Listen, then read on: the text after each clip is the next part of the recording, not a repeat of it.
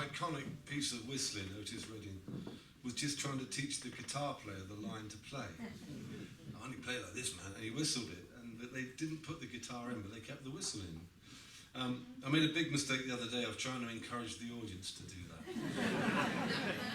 You know, I really like singing that song, but it always gets a bit tense, because you never quite know if you're going to have the right shape. You know, anyway, all those that weren't whistling were laughing at those that were, because it was just like a lot of cracked lips wherever I was playing. I'll play you a folk song now. And there's a whole series of these songs. You have to imagine these are collected over 100 years ago, so that obviously they originated even before that. No known author, lots of them. And you can group lots of them together. And there's usually a whole series of songs. You can find a whole series of songs where the West Country, the farmer or the sailor goes to London and he gets taken advantage of by the crafty cockneys. And now it's the other way around, isn't it? So anyway, this in this song, our sailor goes to he goes to Ratcliffe Highway in the East End of London in the days of sail, and every other building would have been a brothel or a pub, I suppose, a bit like Teignmouth. No, I didn't pick the right town tonight. Anyway, he goes in the wrong one. He goes in what he thinks is an ordinary boozer. It turns out to be a bit of a hostess bar. And the waitress gives him no change from his week's wages, from a guinea. And he says, "Where's my change then?" And she said, "There ain't none, Sparrow." And he's from Torrington. He says, "I'm not pretty happy about that." If he'd been from Totnes, he would have said, "That's cool." Whatever.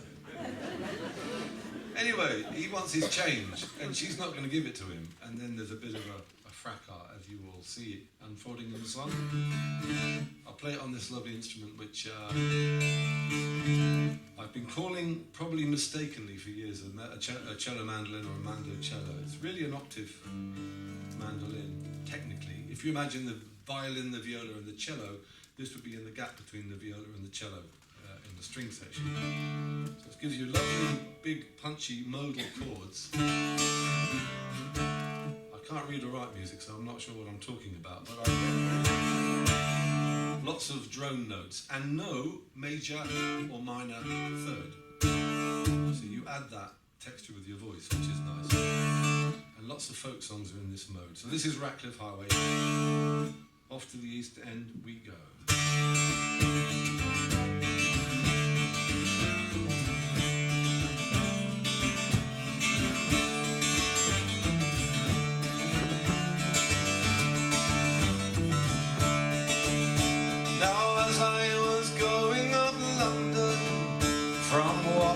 To Ratcliffe Highway, I chanced to drop into an alehouse to spend a long night and a day.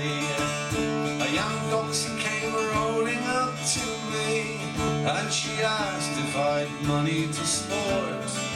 Bring a bottle of wine, change my guinea. And quickly she said, "That's the sort." But when the bottle was put on the table, there were glasses for everyone. And when I asked for the rest of my guinea, well, she tipped me the verse of her song. She said,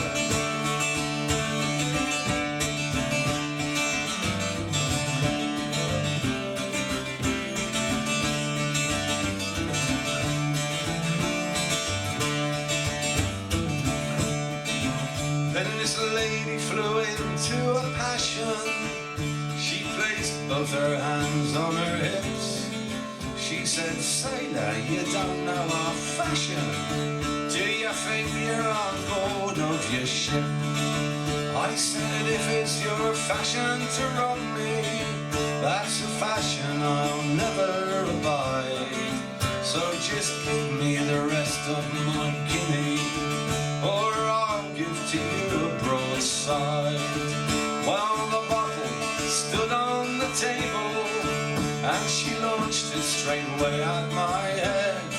So on her back I flash after like lightning. Lord save us, he's killed me, she said in a Barbara Windsor sort of fashion.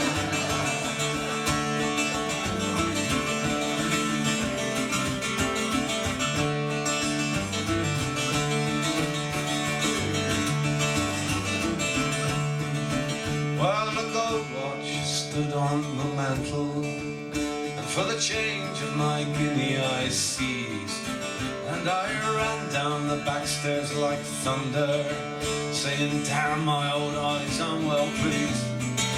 And the night being dark in my favour, to the river quickly I sped, and I jumped on a ship bound for Deptford, and back to my messmates I fled. So come all you jolly young sailors that ramble down Ratcliffe highway, if you chance to drop into an alehouse, be careful how long you do stay, for the wine and the women entice you until your mind is quick